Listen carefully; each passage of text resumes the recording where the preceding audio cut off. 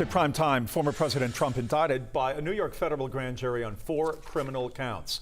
These counts include conspiracy to defraud the United States, conspiracy to obstruct an official proceeding, obstruction of an attempt to obstruct an official proceeding, and conspiracy against rights. Now, this is all related to allegations that Mr. Trump tried to overturn the 2020 election leading up to the January 6th attack of 2021 against the U.S. Capitol. Right now, Zach Merchant joins me now to talk a little bit about this. You have been going through this indictment, and Georgia is mentioned a number of times through all of this to give us a sense of purpose here as we start thinking about Fani Willis. Yeah, you're absolutely right, and I actually want to show you, we just got a copy. This is the federal indictment. It is 45 pages long. We've been working through it since we got it.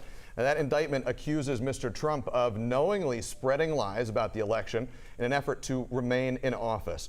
Alleged conduct in multiple states is described in the indictment, but events right here in Georgia between Election Day and January 6, 2021 play a prominent role.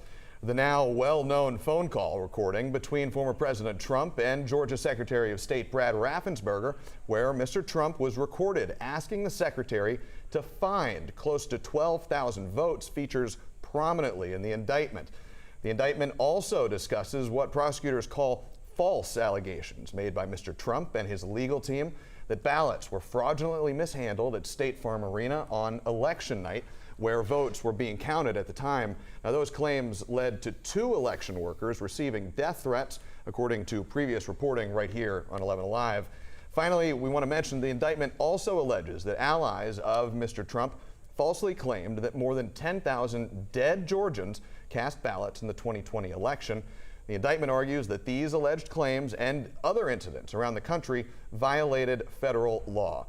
Now, here is what Special Counsel Jack Smith said today in Washington after the indictment was made public. Since the attack on our Capitol, the Department of Justice has remained committed to ensuring accountability for those criminally responsible for what happened that day. This is the 3rd set of criminal charges the former president now faces after he was indicted earlier this year in cases in New York and Florida. To be sure, it is a historic day for Georgia, but it's also important to remember that the burden of proof required to obtain an indictment is much lower than the burden of proof required to convict at trial. An indictment, while serious, in many ways is just the beginning of the criminal process. It will likely be months or even years before any trial might take place. Now, the former president has maintained his innocence in those other cases, and today his campaign reiterated that message, releasing a statement calling this latest indictment a political witch hunt designed to hurt Mr. Trump's 2024 campaign for president. Now, we have reached out to Fulton County District Attorney Fani Willis about today's update.